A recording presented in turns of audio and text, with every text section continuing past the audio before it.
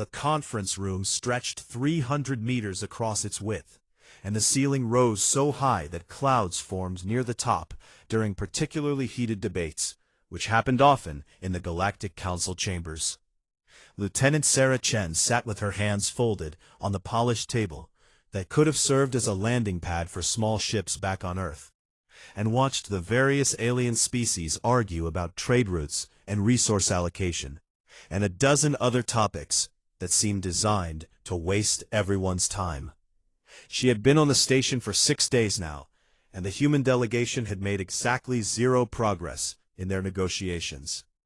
The Crofani Empire controlled most of the profitable trade routes in this sector, and they knew it, and they used that knowledge like a club to beat down anyone who challenged their terms.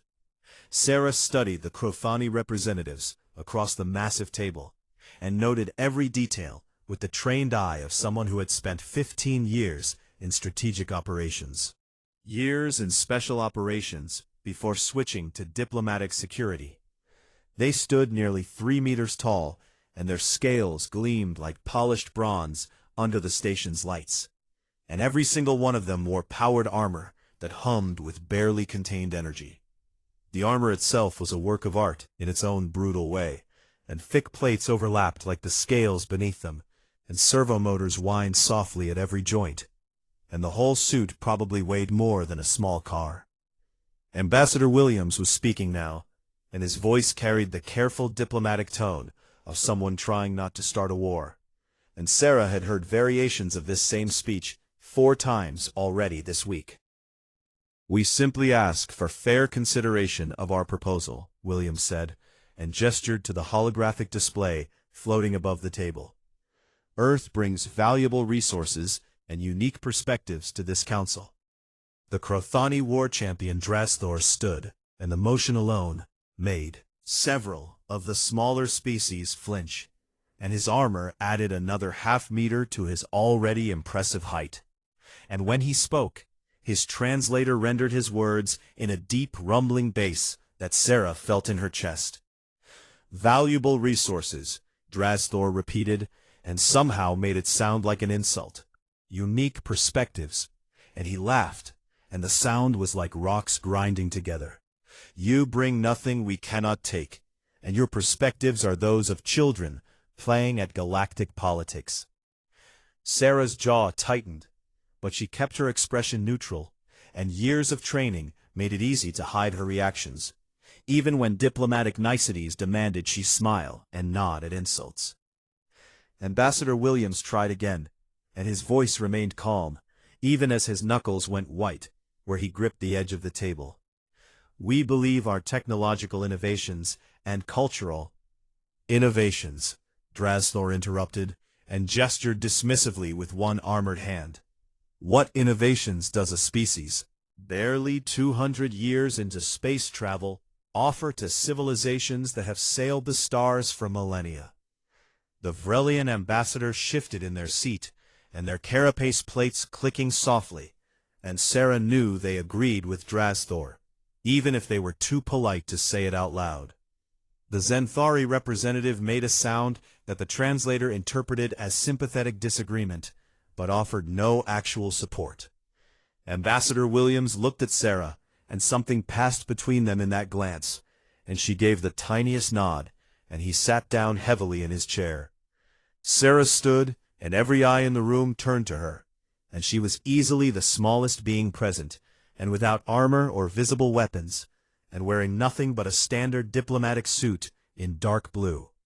"War champion Drasthor," she said, and her voice cut through the ambient noise of the chamber with the clarity of someone used to being heard over gunfire and explosions.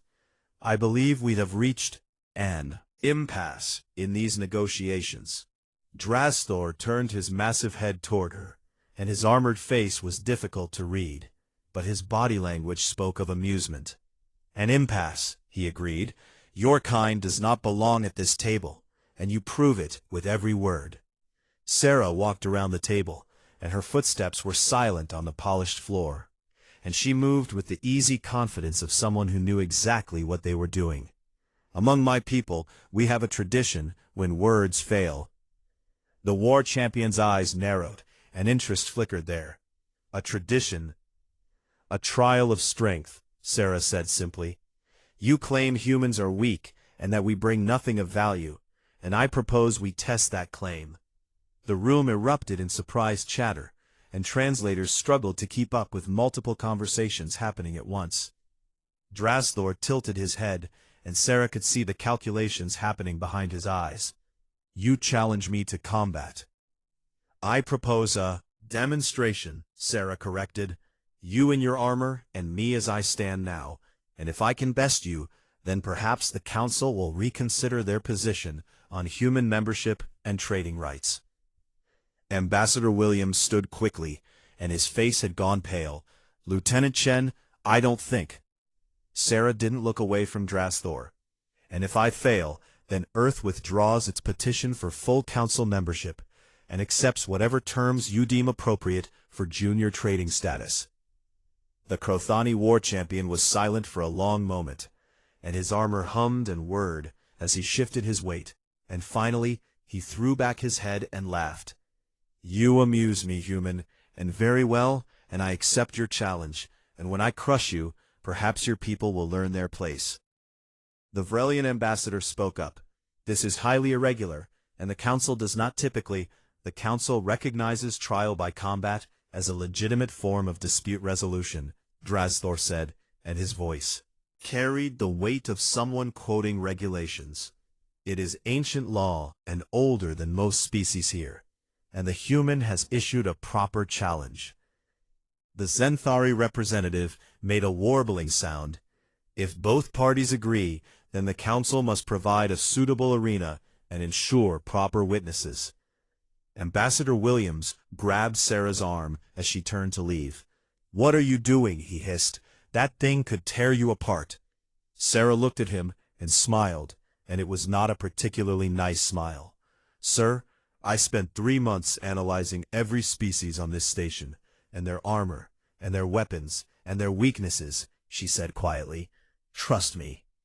The Council adjourned to prepare the arena, and Sarah walked calmly back to the human quarters, while behind her the chamber buzzed with speculation and bets and concern. She'd had 24 hours to prepare, and she spent most of that time reviewing her notes and running calculations and doing the breathing exercises that kept her mind sharp and her body ready. The arena was a circular platform 50 meters across and surrounded by force fields and observation decks, where Council members and staff gathered to witness the spectacle. Sarah stood on one side in her diplomatic suit, with her hands at her sides and no weapons and no armor and nothing but confidence. Drasthor entered from the opposite side, and his armor gleamed, and servos whined, and built-in weapon systems powered up with ominous humming sounds. The crowd grew quiet as the two faced each other. Sarah rolled her shoulders once and settled into a relaxed stance. Drasthor activated his armor's combat mode, and the servos locked into high-performance settings, and his weapons armed and ready. The Overseer's voice boomed across the arena. Begin. The war champion charged. 2 tons of powered armor accelerated towards Sarah with the inevitability of a freight train, and Drasthor's footfalls shook the arena platform, and his weapon systems locked onto her position. And every spectator leaned forward in anticipation of the short, brutal fight to come. Sarah did not run and did not dodge and did not show any sign of fear. She took 3 steps forward, and her movement was precise and controlled, and timed with the kind of exactness that came from thousands of hours of practice.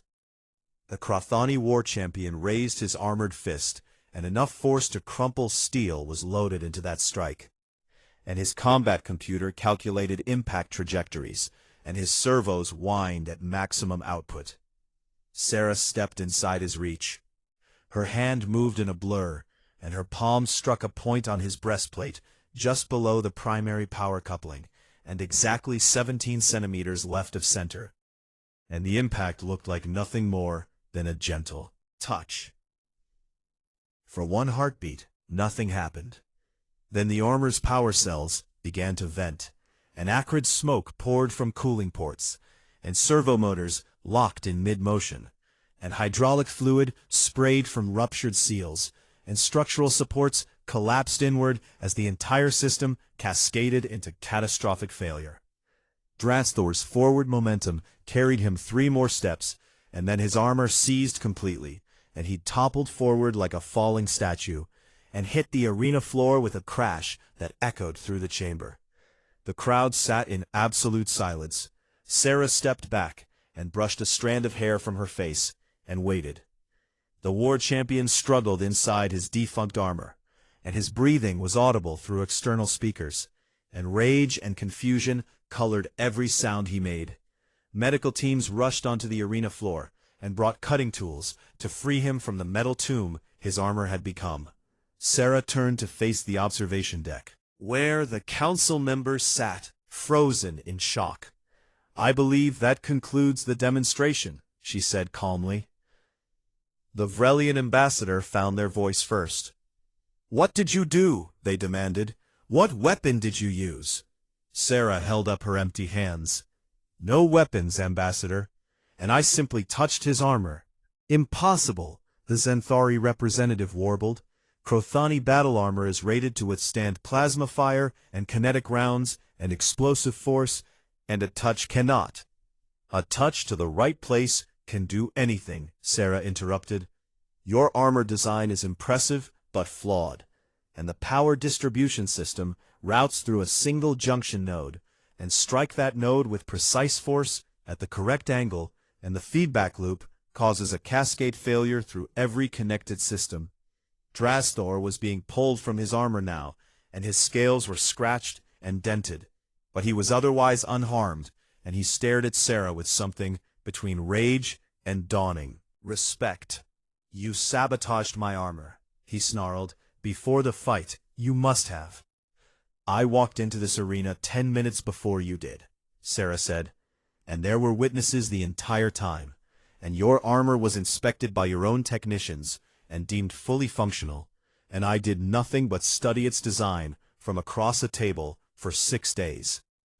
A Krothani engineer rushed forward with a scanner and examined the fallen armor, and his findings displayed on holographic screens for all to see.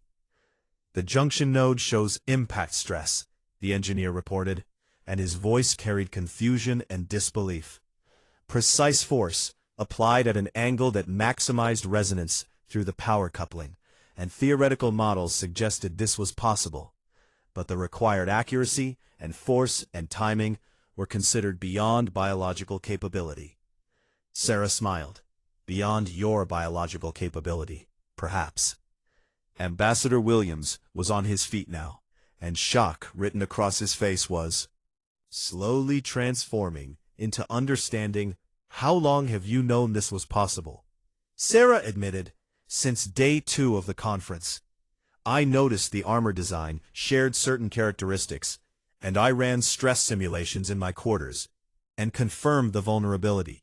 And the Krothani are not the only species here with exploitable weaknesses in their technology." That statement sent a ripple of unease through the assembled council members. The Vrelian ambassador's carapace plates shifted nervously.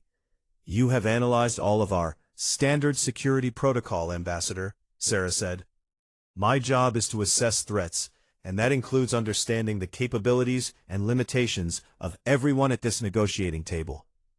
Drasthor pulled himself to his feet and refused medical assistance, and blood trickled from a cut above his eye.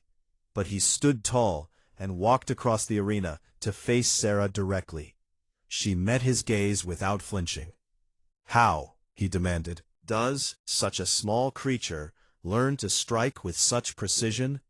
"Practice," Sarah said simply. "Humans are not the strongest species, and not the fastest, and not the most durable, and we have no natural weapons, and no armored hides, and for most of our history, we were prey for things bigger and meaner than us." She gestured to herself.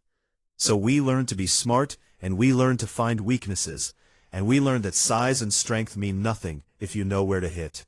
And we spent 10,000 years fighting each other and perfecting these skills because we had to." The war champion was quiet and processing, and finally he nodded slowly. "You are a warrior," he said, and it was not a question. "I was," Sarah agreed. "Special operations and 15 years of service, and now I protect diplomats instead of hunting enemies. But the skills transfer." "What other weaknesses have you found?" Drasthor asked bluntly. Sarah glanced at Ambassador Williams, who gave her a subtle, "Every species here has vulnerabilities," she said carefully. "The Vrelian carapace has seams where the plates join, and strike those seams with sufficient force and the whole structure fractures. And the Zenthari respiratory system processes atmosphere through exposed ports on their backs. And disable those ports, and they suffocate in minutes. And the Korvax energy shields have a refresh rate of 0.03 seconds. And fire through that window, and the shields offer no protection." The observation deck had gone deathly silent.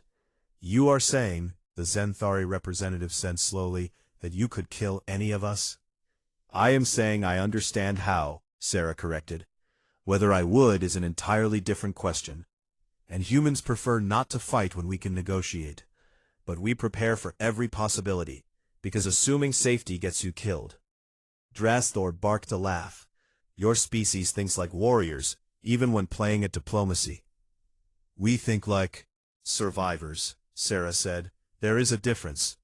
The Krothani war champion looked at his ruined armor, and back at Sarah, and something changed in his expression. "I wish to learn," he said abruptly. That surprised her. "Learn what?" "This," Drasthor gestured at himself, and at the armor.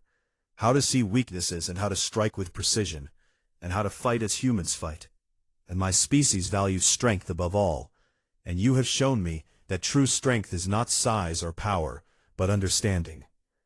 Sarah considered him carefully. "That would require time and training and dedication."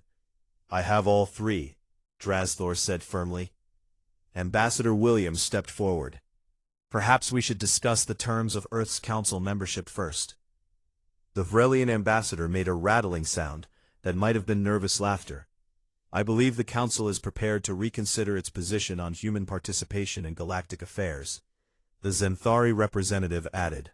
"Clearly, we underestimated your species' capabilities." Sarah caught the careful phrasing and the diplomatic doublespeak. "You mean you are afraid of what else we might know?" No one denied it. Ambassador Williams cleared his throat. "I propose we adjourn to formal negotiations and address Lieutenant Chen's demonstration in the context of revised treaty terms. And Earth brings more to this council than combat expertise, but it seems we have everyone's attention now." The council members agreed quickly, and perhaps too quickly, and the arena emptied with unusual haste.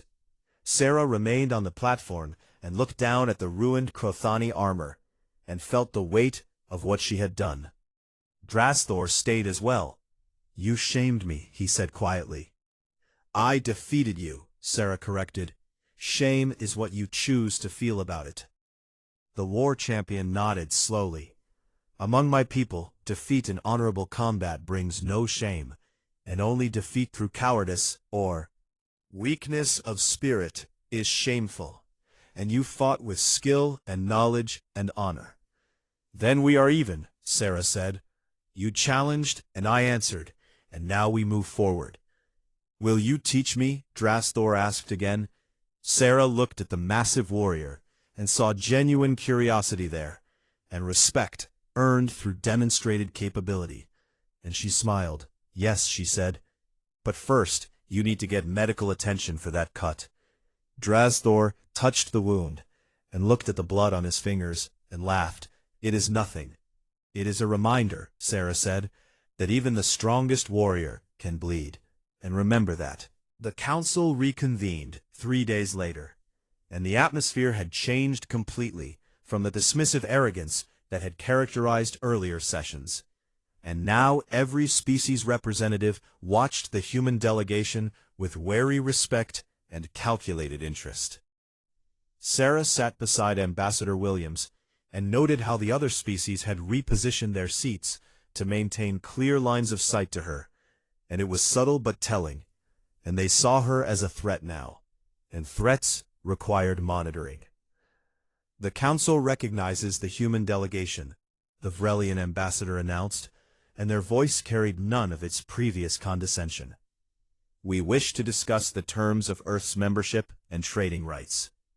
Ambassador Williams stood, but before he could speak, Drastor rose from his seat among the Crothani delegation. I request permission to address the Council on a matter of importance. The Zenthari representative gestured agreement. Drastor turned to face the assembled aliens, and his wounds from the arena fight had been treated, but visible bruises still colored his scales. I have spent 2 days studying combat records from Earth, he began. What I discovered disturbs and fascinates me in equal measure. He activated a holographic display, and images filled the air above the council table. Ancient humans hunting mammoths with simple spears, and the weapons were crude, but the tactics were sophisticated, and they attacked from multiple angles, and targeted legs and vulnerable areas. Roman legions marching in tight formations, and their individual soldiers were unremarkable, but their coordinated tactics crushed larger and stronger opponents. Medieval knights on horseback, and armor covering every inch of their bodies, yet humans learned to strike at joints, and gaps, and weak points. Modern special forces operators moving through urban environments, and they carried weapons, but also used knowledge of architecture and psychology and timing. Every era of human warfare shows the same pattern, Drastor said. They identify weaknesses, and they exploit those weaknesses with precision, and they do not rely on superior strength or natural advantages, because they have none. The Korvax military advisor leaned forward. We have reviewed these records as well, and human combat doctrine is unlike anything in our databases, and most species developed weapons and armor and tactics based on their natural physical advantages. Humans have no such advantages, Drastor agreed, so they developed something more dangerous, and they developed the ability to turn any advantage against its wielder. Sarah remained silent and let the war champion make his case, and sometimes the best weapon was letting others speak your truth. The holographic display shifted and showed footage from Earth's martial arts traditions. A small woman throwing a much larger man, using his own momentum, a fighter striking pressure points to paralyze limbs without visible damage, a soldier disassembling a weapon with practiced efficiency and knowing every component and every weakness. They study everything, Drastor continued. Human warriors train for years to understand anatomy and physics and psychology and material science and engineering principles, and they do not simply learn to fight, and they learn to think. The Vrelian ambassador shifted uncomfortably. What is your point, war champion? My point is that we have been fools, Drastor said bluntly. We dismissed humans as weak because they are small, and we failed to recognize that weakness forced them to become intelligent and adaptable and thorough, and they are not strong, but they understand strength better than any species here. He turned to Sarah. Lieutenant Chen identified the critical flaw in Crothani battle armor after 6 days of observation by our finest engineers over decades of development, and she saw what they missed because she looked for weakness while they looked for strength. Sarah finally spoke. May I? She asked, and Ambassador Williams nodded. She stood and approached the holographic display. The war champion is correct, but incomplete, she said. Humans do not simply look for weaknesses, and we think in systems. She gestured, and her personal datapad connected to the council display, and new images appeared. Every technology is a system, Sarah explained. Components working together to achieve a goal. Armor protects, but requires power distribution. Weapons deal damage, but require targeting systems. Shields defend, but require refresh cycles. And every system has points of failure. She pulled up a schematic of Crothani armor. Your armor routes power through a central node because it is efficient, one source feeding all systems. But efficiency creates vulnerability, and strike the node and everything fails. The display shifted to show Vrelian carapace structure. Your carapace is incredibly strong because the plates overlap and distribute force across multiple points. But the seams between plates are weak because they must flex to allow movement. And strike the seams and the whole structure loses integrity. She continued through each species and laying out weaknesses that most had never considered. The Zenthari representative made an alarmed warbling sound. You are sharing classified information about our defensive capabilities. No, Sarah corrected. I am sharing observations that any trained human combatant would make within minutes of encountering you. And this is not intelligence gathering, and this is simply how we think. Ambassador Williams added, Earth proposes a mutual exchange of information, and we will share our analytical methods and combat training and engineering principles, and in return, we request favorable trading, status and council membership, and access to galactic educational resources, the Korvax advisor asked suspiciously.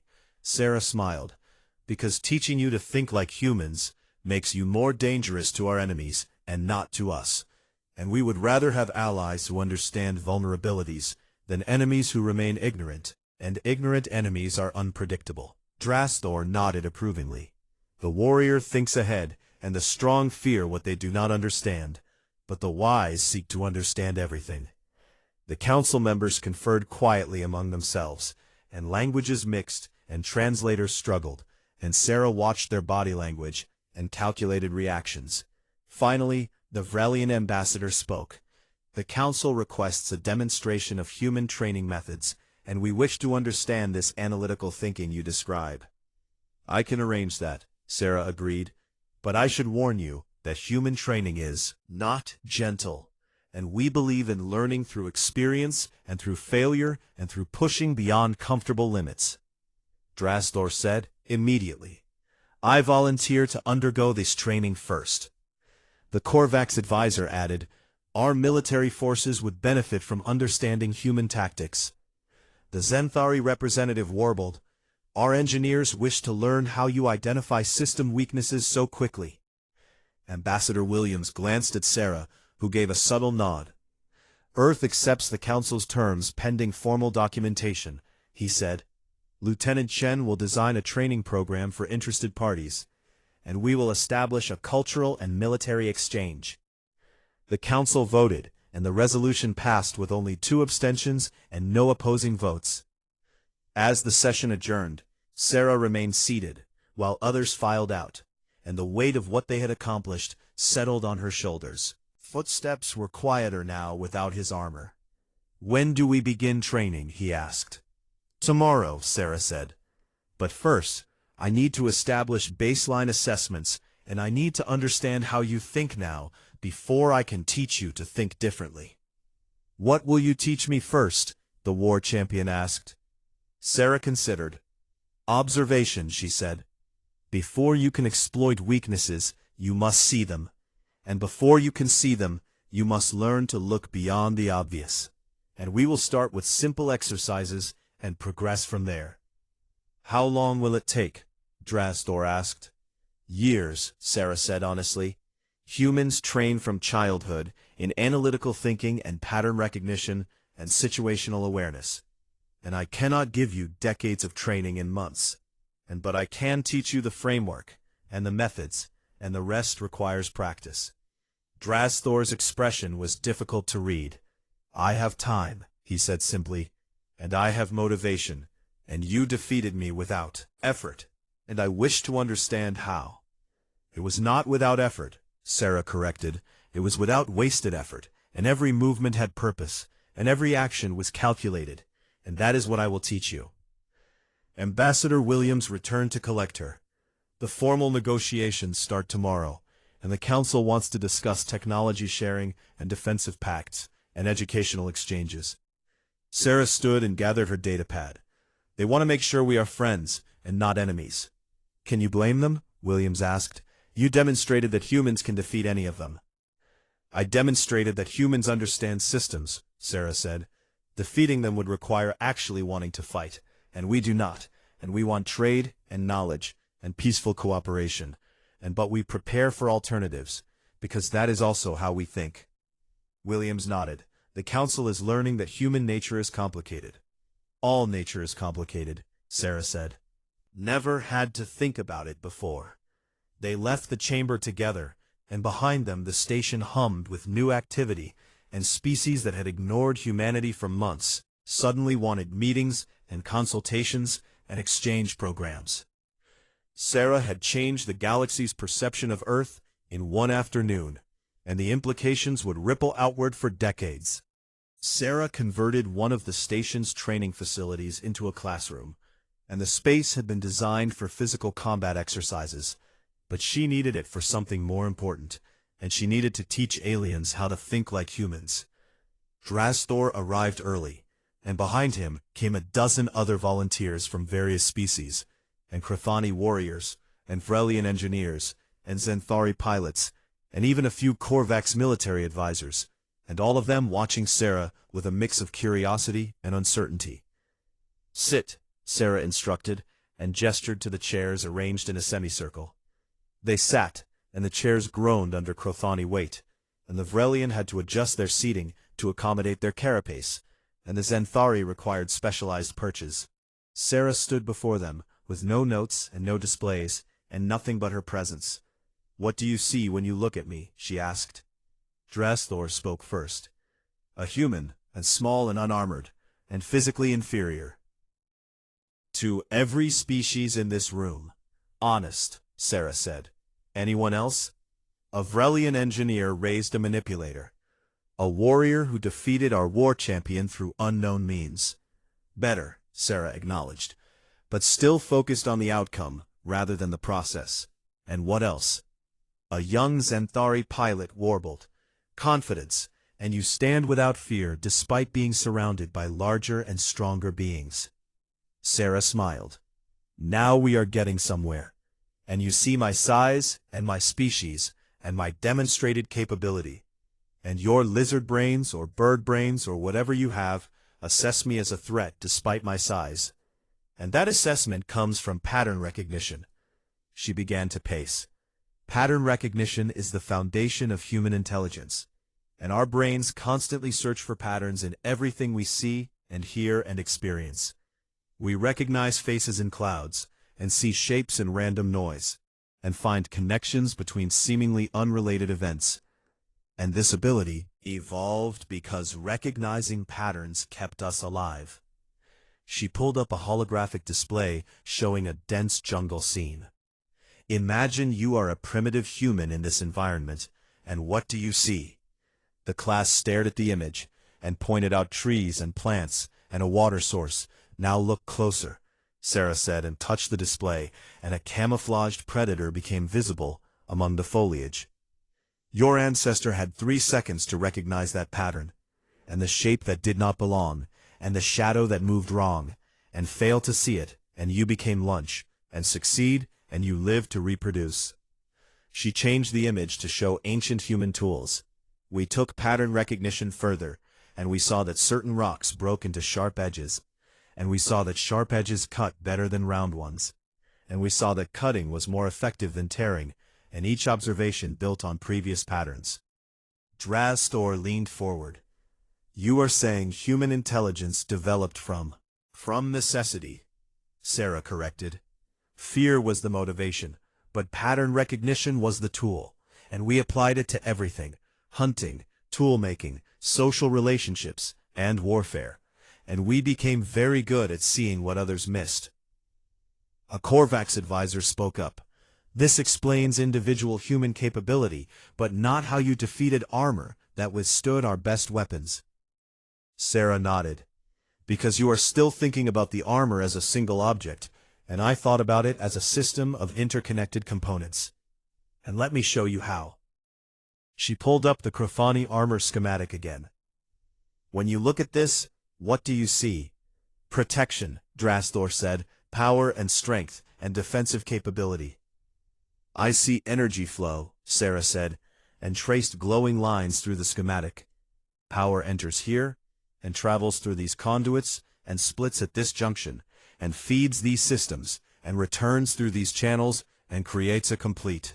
She highlighted the junction point she had struck. This component handles the highest energy load and the most stress and the most heat, and it's also the most precisely calibrated, because small variations in power distribution cause system imbalances.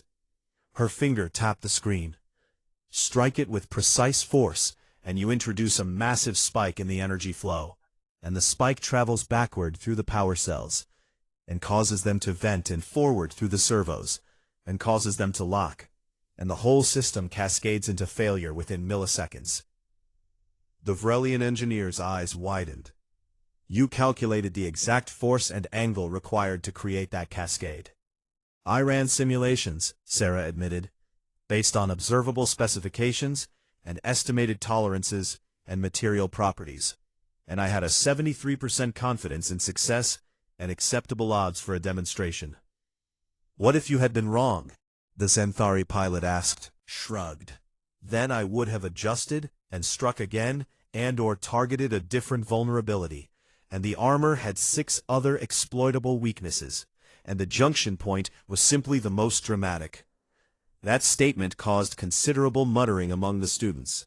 Drastor stood, and his expression was intense. Show us these other weaknesses.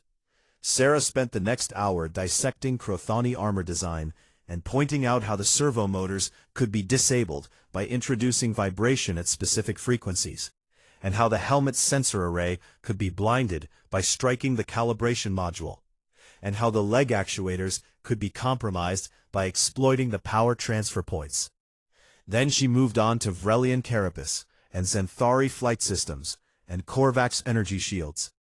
And every species in the room learned exactly how fragile their advantages were.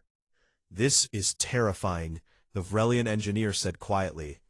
We thought ourselves invulnerable. Invulnerable, Sarah said. That is the first lesson. And the second lesson is that believing you are invulnerable makes you careless, and carelessness creates vulnerabilities. She turned to face the class fully. Humans survived and thrived because we never assumed safety, and we always planned for the worst, and we always looked for exits and alternatives and weaknesses in ourselves and in others.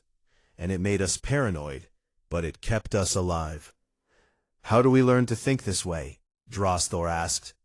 Sarah smiled. Practice and observation, and questioning everything. And I'm going to give you an exercise. She gestured to the training facility around them. This room has 17 exploitable vulnerabilities that would allow someone to gain advantage in combat, or escape, or disable opponents. And you have 1 hour to find as many as you can, and then we will compare notes. The students scattered and began examining the space with new eyes, and Sarah watched them work. Noted who checked obvious things like doors and ventilation, and who dug deeper. Drastor found the emergency power cutoffs within 10 minutes. The Vrelian engineer discovered that the force field generators had exposed cooling systems. The Xanthari pilot noticed the ceiling panels were not structurally reinforced. After an hour, Sarah called them back and compiled their findings, and between them they had found 12 of the 17 vulnerabilities. Not bad for a first attempt, she said. Now I will show you what you missed. She pointed out the hidden access panels that could be forced open, and the emergency lighting system that could be overloaded to create darkness, and the atmospheric controls that could be manipulated to change air pressure, and the structural support beams that were load-bearing versus decorative. The key is not just seeing what is there, but understanding why it is there, and how it functions, and how it could be used beyond its surface purpose. Intended purpose, Sarah explained. That chair is for sitting, but it is also a weapon, and a shield, and a climbing tool, and a projectile, and humans see all possibilities, not just the designed one. The class session continued for hours, and Sarah taught them to question assumptions and test boundaries, and think in systems rather than objects. By the end, Drastor looked exhausted but energized, This is only the beginning, he said. This is always only the beginning, Sarah agreed. Human children learn these skills over decades, and you are trying to compress that education into months, and it will be difficult and frustrating, and sometimes you will want to quit. I will not quit, Drasthor said firmly, and the others echoed his determination. Sarah nodded. Good, and tomorrow we start physical training, and knowing how to see vulnerabilities is useless if you cannot exploit them. And that requires precision and timing and control. As the students filed out, Sarah remained behind and reviewed her notes, and the galaxy was about to learn what happened when you taught analytical thinking to species that had relied on natural advantages for millennia. Ambassador Williams entered the training facility. How did it go? He asked. Better than expected, Sarah said. They are motivated and intelligent and willing to challenge their assumptions. And they will never think exactly like humans, but they will think more carefully, and that is enough. The council is nervous, Williams admitted. Half of them want more training, and the other half want to restrict it, and they see the implications. Sarah nodded. They should be nervous, and we just demonstrated that human thinking makes anyone more dangerous. That was the point. Make them understand that allied humans are an advantage and opposed humans are a problem. You are playing a dangerous game, Williams said. All games worth playing are dangerous, Sarah replied. Leverage, and now we have it. And Earth gets favorable terms, and our people get access to galactic resources. And everyone benefits as long as they remember that humans make better friends than enemies. Williams was quiet for a moment. Do you ever worry that we are proving their fears right? Sarah considered the question carefully. Every day, she admitted. But fear based on respect is better than contempt based on ignorance. And they dismissed us because they did not understand us. And now they understand enough to be careful. And careful beings make thoughtful decisions. I hope you are right, Williams said. So do I, Sarah agreed, because if I am wrong, and we just taught the galaxy how to hunt us. 3 months had passed since Sarah's demonstration in the arena, and the Galactic Council Station had transformed into something resembling a university campus, and training programs ran constantly. And species that had never cooperated now studied together, and learned together, and occasionally failed together. Sarah walked through the training facility, and observed a Krothani warrior helping a Zenfari pilot understand leverage points, and a Vrelian engineer explaining system vulnerabilities to a Korvax advisor, and the sight would have been impossible 4 months ago. Drasthor approached and moved with new efficiency, and his movements were more controlled now and less reliant on brute force. Instructor Chen, he said, and the title had become formal recognition of her position. I have completed the advanced targeting exercises. Sarah pulled up his results on her datapad and nodded approvingly. 92% accuracy on moving targets, and 87% on concealed weak points, and you have improved significantly. I see differently now, Drasthor admitted. I cannot stop analyzing systems, and everything I look at breaks down into components and connections and vulnerabilities, and it is exhausting and exhilarating. Welcome to the human experience, Sarah said with a slight smile. Our brains never stop processing and never stop analyzing, and it is both gift and curse. A message chimed on her communicator, and Ambassador Williams requesting her presence in the council chambers, and she excused herself and headed to the main diplomatic area. The council had assembled in full session, and representatives from every member species filled the chamber, and the atmosphere carried weight and importance. Ambassador Williams stood as she entered.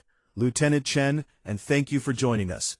And the council has reached several decisions regarding Earth's petition and your training programs and the broader implications of human integration into galactic society. Sarah took her seat and kept her expression neutral and waited. The Vrelian ambassador spoke first. 3 months ago we feared humanity, because we did not understand your capabilities. And now, we understand them better. And that understanding has led to lengthy debates and considerable concern. Here it comes, Sarah thought, and they are going to restrict everything. However, the Vrelian continued, we have also witnessed unprecedented cooperation between species, and shared learning and mutual respect born from acknowledging our respective vulnerabilities. And this cooperation has value that exceeds our initial concerns. The Zenthari representative warbled, the Council has voted to grant Earth full membership status, with complete trading rights, and access to all galactic educational resources and cultural exchange programs. This decision passed with only one abstention and no opposing votes. Had not expected unanimous support. That is excellent news, Ambassador Williams, and Earth is honored. Several other species representatives stood and voiced similar offers. Humans must continue the training programs and must share analytical methodologies with all Council species, and must participate in joint military exercises and security protocols. Acceptable conditions, Williams agreed quickly. There is more. Drazthor stood from the Krothani delegation. I have been authorized to extend an invitation to Earth, and the Krothani Empire requests a formal military alliance. And we wish to establish joint training facilities and officer exchange programs and combine defensive operations. Several other species representatives stood and voiced similar offers, and the Vrelian wanted engineering partnerships, and the Zenthari proposed navigation and exploration collaborations, and the Korvax suggested technology sharing agreements. Sarah watched the cascade of offers and realized what had happened, and they were not just accepting humanity, and they were embracing human thinking as a force multiplier for their own capabilities. Ambassador Williams fielded questions and negotiated preliminary terms, and Sarah remained quiet and observed. After the session concluded, Drazthor approached her again. You changed the galaxy, he said simply. I changed how the galaxy sees humans, Sarah corrected. The galaxy was already changing, and we just accelerated the process. Do you have regrets? The war champion asked. You showed everyone their weaknesses and made them vulnerable. Sarah considered the question. Every tool can be used for good or ill, and I showed them weaknesses so they could address them, and a species that understands its vulnerabilities is stronger than one that assumes invulnerability. And no, I do not regret it. The training has made my people better warriors, Drazthor said, but also better thinkers, and we question orders now. Analyze situations before charging forward, and some of our older commanders find this frustrating. Sarah smiled. Change is always frustrating to those comfortable with the old ways, but adaptation is survival, and your people are adapting. Will you return to Earth? Drazthor asked. Or will you remain here as an instructor? I have not decided, Sarah admitted. Earth needs people who understand galactic politics, and the galaxy needs people who understand human thinking, and I can serve in either capacity. They walked through the station together, and the corridors were busier now, and more ships docked daily, and more species sent delegations, and everyone wanted to learn from the humans who thought differently. Ambassador Williams caught up with them. Sarah, I need to brief you on something. The Council wants to establish a Human Strategic Analysis Division, with you as director. The division would assess threats and analyze alien technologies, provide consulting to member species on defensive systems. That sounds like a significant responsibility, Sarah said carefully.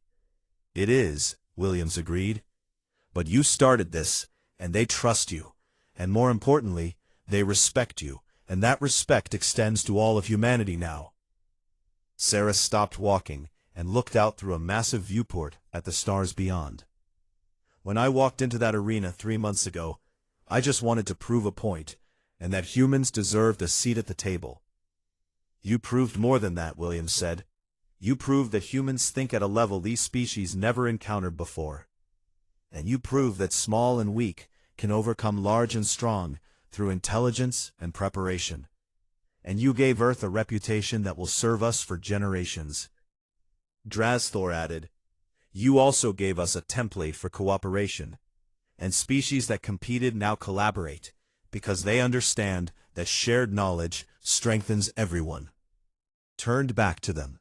Then I accept the position, and on the condition that the division remains independent and that we never compromise human values in pursuit of galactic favor. And Earth did not come to the stars to become like everyone else, and we came to contribute something unique. Agreed, William said. The Council understands that human thinking requires human independence. Over the following weeks, Sarah established the Strategic Analysis Division and recruited personnel from Earth, and trained them in diplomatic protocols and threat assessment, and built a team that would represent humanity's analytical capabilities. She also continued training alien species, and the programs expanded to include not just military personnel, but engineers and scientists, and even politicians. One afternoon, she stood in the training facility and watched a mixed group practice vulnerability assessment, and a Crothani warrior working alongside a Vrelian engineer and a Zenthari pilot and a human analyst, and all of them contributing different perspectives. Drasthor joined her at the observation window. They learn from each other now, he said, not just from humans. That was always the goal, Sarah said. We do not want the galaxy to think like humans, and we want the galaxy to think better. And each species brings unique insights, and combined insights create comprehensive understanding. What happens when your students become better than you? Drasthor asked. Sarah smiled. Then I will learn from them, and that is how progress works, and teachers hope to be surpassed and not feared. A communication came through from Earth Command, and Sarah read the message and felt a surge of pride. What is it? Drasthor asked. Earth's first deep space exploration vessel, just launched, Sarah said, named the Analytical Mind, and fitted with human-designed systems, and crewed by personnel trained in strategic thinking, and heading out to map new sectors and establish first contact with undiscovered species, Drasthor observed. Humanity moves quickly, Sarah said. We have no choice. We are 200 years behind everyone else technologically, but we think differently, and we use different approaches, and we contribute perspectives that others lack, and that gives us value beyond our technological level. You still see yourself as inferior, Drasthor said, despite everything you have accomplished. Sarah shook her head. Not inferior, different, and we evolved under different pressures and developed different solutions, and our weakness was our strength, because it forced us to be clever. And the galaxy has physical advantages we will never match. But we have analytical advantages they are only beginning to understand. She pulled up a star map. Out there are thousands of species, and hundreds of civilizations, and probably dozens we have not encountered yet. And each one will have their own advantages and disadvantages, and our job is to understand them before they understand us. That sounds exhausting, Drasthor said. It is, Sarah agreed, but it is also what keeps us alive and what makes us valuable, and what earns us respect. She turned to face him fully. You asked if I have regrets, and I do not, but I have responsibilities now, and I showed the galaxy what humans can do, and now I have to make sure we live up to that demonstration, and every day, and every decision, and every analysis. You will, Drasthor said confidently, because thinking ahead is what humans do, and you are already planning for scenarios I cannot imagine. Sarah smiled. Always, and there are 17 potential political shifts in the Council that could affect Earth's position, and 32 technological developments that could change the balance of power, and 49 first contact scenarios that require preparation, and I track them all. How? Drasthor asked in amazement. Sarah said. And 10,000 years of evolution, and a species that learned to survive by seeing patterns and predicting outcomes and planning alternatives. And it is not magic, and just human nature. She looked back at the training floor, and now we share that nature with the galaxy, and carefully and thoughtfully, and we make everyone stronger in the process. And strong allies make a strong Earth, and that is how we survive and how we thrive. Ambassador Williams appeared with another message. The Council wants to expand your division, he said. Double the staff and extend operations to 3 new sectors, and they are impressed with your preliminary threat assessments. Sarah nodded. I will need more personnel from Earth, and specialized training for alien recruits and additional facilities. Already approved, Williams said. Earth Command is sending 50 analysts next month, and the Council is providing whatever resources you need. Sun set on the station, and the artificial lighting adjusted to simulate evening. Sarah stood at her office window and looked out at the galaxy. Somewhere out there, the analytical mind was pushing into unknown space, and humanity's first major exploration vessel since joining the Council. Down on the training floor, species that had been strangers 3 months ago worked together and learned together and grew stronger together. In the Council chambers, Earth's voice now carried weight and respect, and humanity's vote mattered. Sarah had barely touched a war champion, and his armor collapsed, and that single moment had changed everything. Not because of the violence, but because of what it revealed. Humans thought differently, and saw differently, and understood systems in ways that natural advantages had never required other species to develop. The galaxy was learning and adapting and evolving. And humanity was finally home among the stars, and not as guests, but as valued members, and not as the strongest or fastest, but as the smartest. Sarah smiled and returned to her work, and 17 scenarios needed updating, and new data required analysis, and tomorrow would bring new challenges, but that was fine. Challenges were what humans were made for.